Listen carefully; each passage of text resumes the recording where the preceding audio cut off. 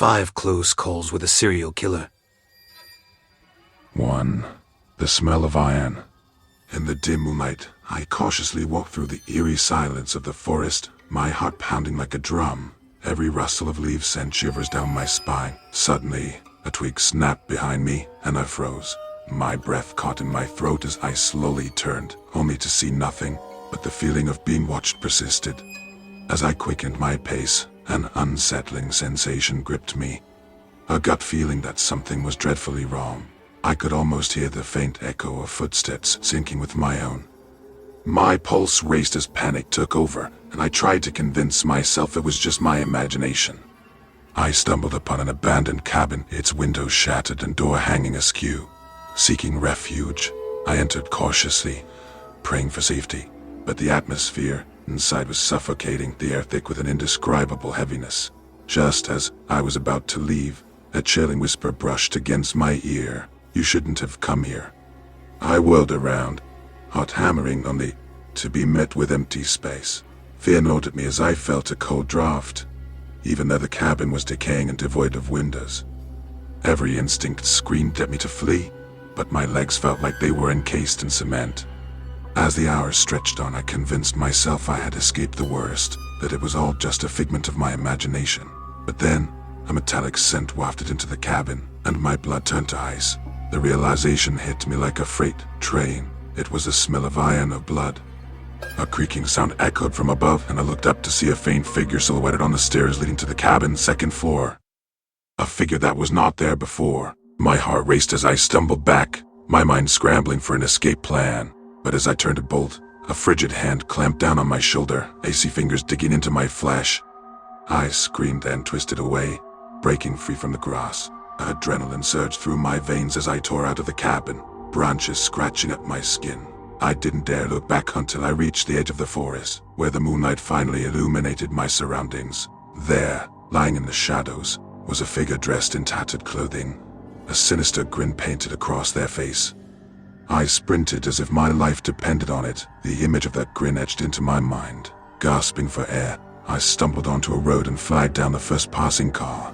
I babbled about what had happened, my voice cracking with fear. The driver, a kind-looking stranger, called the police and waited with me until they arrived. The subsequent search of the cabin and surrounding area revealed nothing, as if the nightmare had vanished without a trace. The police assured me that they would continue investigating, but as I lay in bed that night, I couldn't shake the feeling that the nightmare was far from over. The chilling whisper, the icy grip, and that haunting grin, they would forever haunt my dreams, a reminder of the terrifyingly close call with a serial killer. 2. Whispering shadows. The wind howled outside as I sat in my dimly lit apartment, trying to shake off the unease that had settled in my gut. It had been a week since the terrifying night, a night that had forever changed the way I looked at the world. It was a Friday evening, and I had just finished a long day at work. The streets were slick from an earlier rain, and the city lights flickered as I walked towards my car in the dimly lit parking garage. I sensed someone behind me, their footsteps echoing in the empty space.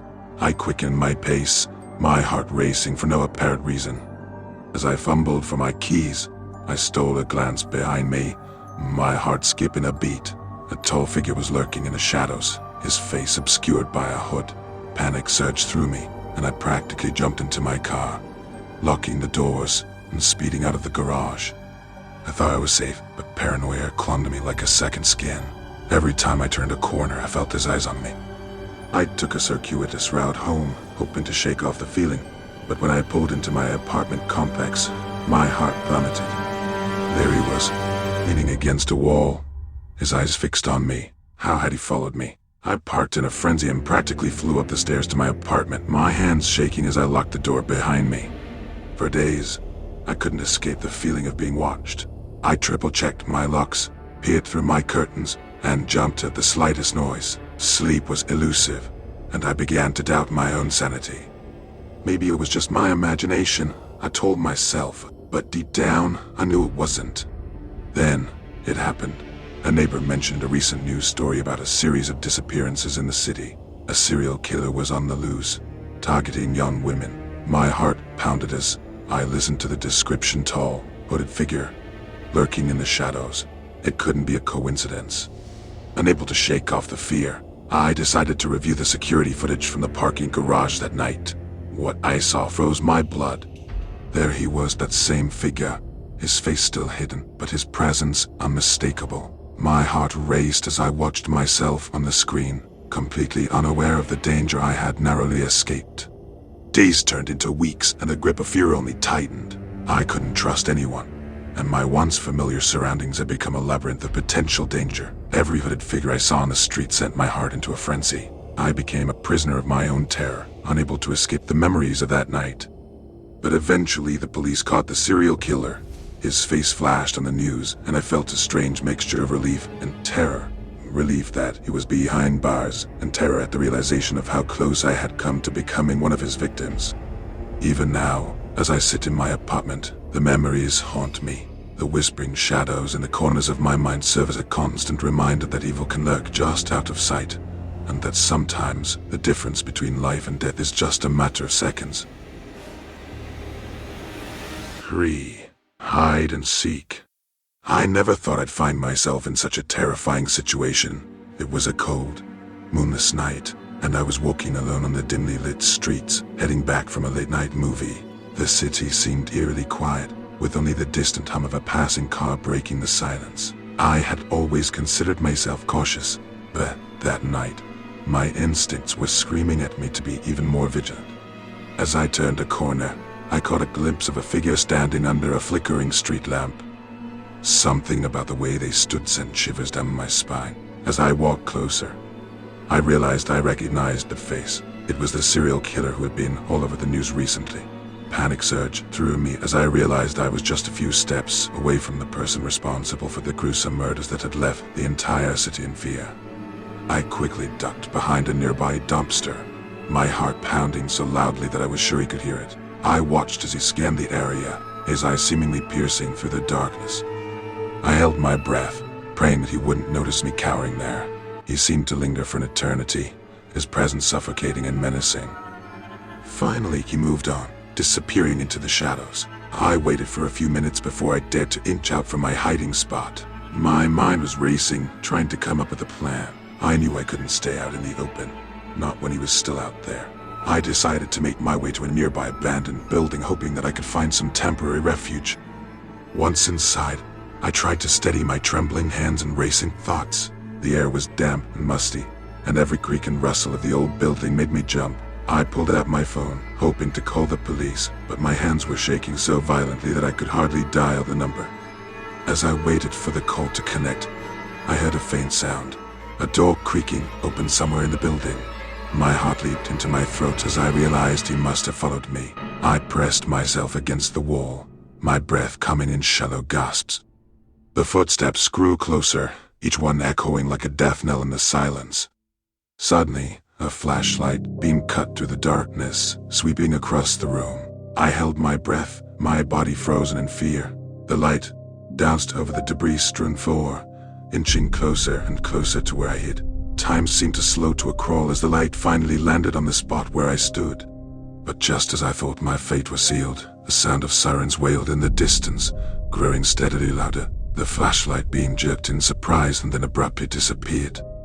The footsteps hastily retreated, fading away into the night. The police arrived just in time, and the building was swarmed with officers. They searched the area thoroughly but found no trace of the serial killer. They assured me that they would increase patrols and do everything they could to keep me safe. I was lucky that night, but the terror of that close call with the serial killer still haunts my nightmares. The realization that evil could lurk so close that I could have become just another victim has left an indelible mark on me. I am forever changed by that night, forever grateful for the chance to continue living, but forever haunted by the darkness that exists just beyond the edges of our everyday lives. 4. Walks into a bar. I walked into the dimly lit bar, hoping to unwind after a long day. The soft murmur of conversations and the clinking of glasses filled the air. As I approached the counter, I noticed a guy sitting alone, nursing a drink. Our eyes met, and I felt an unsettling shiver down my spine. Ignoring my instincts, I took a seat next to him. We started chatting, and though he seemed friendly, there was something off about him. His gaze lingered too long. His smiles felt forced. It was as if he was studying me, trying to dissect my thoughts. After a while, I couldn't shake off the uneasy feeling. I made up an excuse and left the bar abruptly, hoping to put some distance between us. Back home, I turned on the TV, seeking distraction. My heart skipped a beat as I saw his face on the news, the same guy I had just encountered at the bar. The news anchor revealed that he was a notorious serial killer who had been on the run for months. The police had finally captured him earlier that day. My mind raced, replaying our conversation at the bar. I realized how narrowly I had escaped a dangerous situation. I shuddered, thinking about how different things could have turned out if I hadn't trusted my instincts. The relief of being safe clashed with the terror of what could have been. It was a close call that left me forever wary of underestimating those gut feelings that warn us of lurking danger. 5. The Shadow Killer.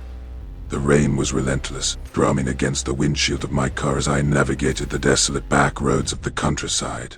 The occasional flash of lightning illuminated the eerie landscape, revealing no trees and overgrown fields that seemed to stretch on forever. My GPS had long given up on me, and I had no choice but to rely on my instincts to find my way home.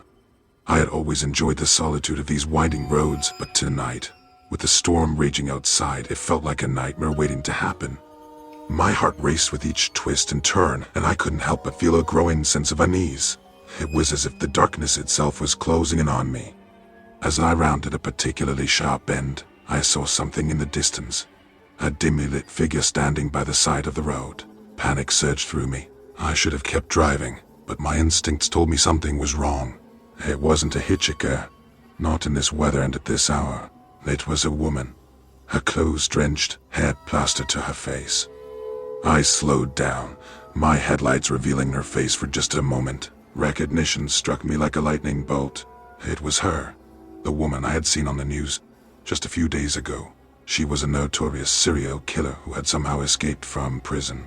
The newspapers had dubbed her the Shadow Killer because of her uncanny ability to disappear without a trace. My heart pounded in my chest as I swerved to the side of the road, my mind racing. What should I do? I couldn't just leave her there in the storm, but I couldn't trust her either. I decided to call the police, but my cell phone had no signal in this desolate place.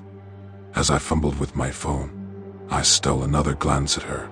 She was now walking toward my car, her eyes locked onto mine. The look on her face was pure malevolence. My hands were shaking, and I could feel the fear rising inside me like a tidal wave. She was getting closer, and I knew I had to act fast. With trembling fingers, I slammed my foot on the gas pedal and sped away, leaving her standing there in the rain. The road ahead was a blur as I drove as fast as I could, desperately trying to put as much distance between us as possible. My heart felt like it was going to burst from my chest, and the rain continued to pour, making visibility almost impossible. But then, as I glanced in the rearview mirror, I saw it. The faint outline of a figure standing in the middle of the road. It was her again. How had she caught up so quickly? My mind raced as I realized she must have a car nearby. I had to lose her somehow. I swerved onto a narrow dirt path, praying it would lead to safety. The path twisted and turned through the woods, and I could hear the sound of her engine growing fainter behind me. Maybe, just maybe, I could escape. But then, my car hit a patch of mud, and I lost control. The world spun around me and I crashed into a tree with a bone-jarring impact. Pain shot through my body as the airbag deployed, and my vision blurred. I knew I had to get out of the car before she found me. I stumbled out of the wreckage, my head spinning, and the rain continued to pour down. Through the darkness and the storm, I saw her approaching, a sinister smile on her face. She had me cornered, and there was nowhere left to run. As she drew closer, she raised a gleaming knife, and the lightning revealed the madness in her eyes. My heart pounded in my chest as I prepared for the fight of my life, knowing that this would be a close call I might not survive. Which story caught your attention the most? Let us know in the comments below. And don't forget to like and subscribe for more content. Until next time, stay safe. And thank you for watching. I hope you enjoyed today's video. Check out my website in the description below to see what I'm writing. And just below there are some suggestions related to what we talked about today. Peace.